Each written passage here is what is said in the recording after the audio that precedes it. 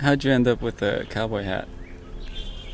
I had the cowboy hat because when originally it was just a small group, we got like waited for somebody to come back to pick the right site, and so we were just waiting at this. Just me and my friend and this girl were just waiting at this fork in the road, ferry buddy, and we decided to bust out the Evan Williams, which is cheap bourbon for those who don't know.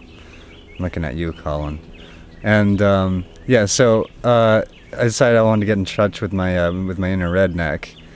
And, so I started hooting and hollering and throwing rocks around, And she decides to offer me this straw cowboy hat that was her friend's or something. And that she's supposed to give back to in Seattle the next day.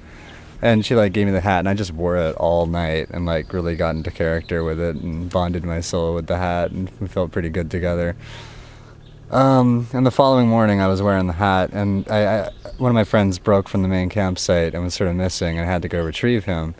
And I found him in this weird little nook, by the river, away from the main campsite, where he left to get some proper quiet because some people were being really loud.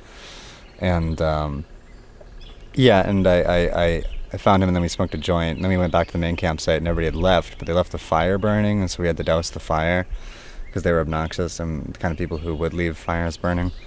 And then by the time we made it back to the trailhead, everybody had deserted us, so I never got an opportunity to give the hat back, and so now it's mine, fair and square. Cool. I also saved a dog's life that morning. There was this, so the really obnoxious people who showed up had just adopted this Malamute just 2 hours before arriving at the campsite. So, that's what we were waiting for them, was they were off adopting a new Malamute. And they showed up with this fucking dog, and, there were a couple other dogs there.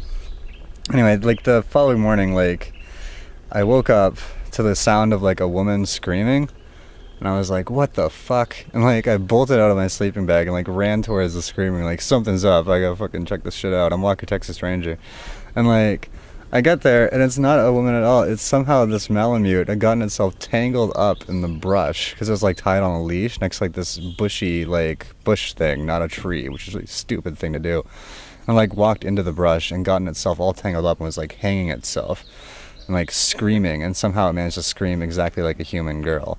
And I had to, dig into the fucking bushes, get myself all cut up and stuff to try and free this fucking Malamute. And, but I did. And the funny thing was that there were people sleeping, 2 feet away from the Malamute who didn't save it. Even though they heard it screaming, they just, kept sleeping and ignoring it. And, but, I was a superhero this weekend, so it was cool. By that time, did you already have your cowboy hat? Oh, yeah, no. Had the cowboy hat on when I was saving the animal. Yeah, this cowboy hat does give me superpowers.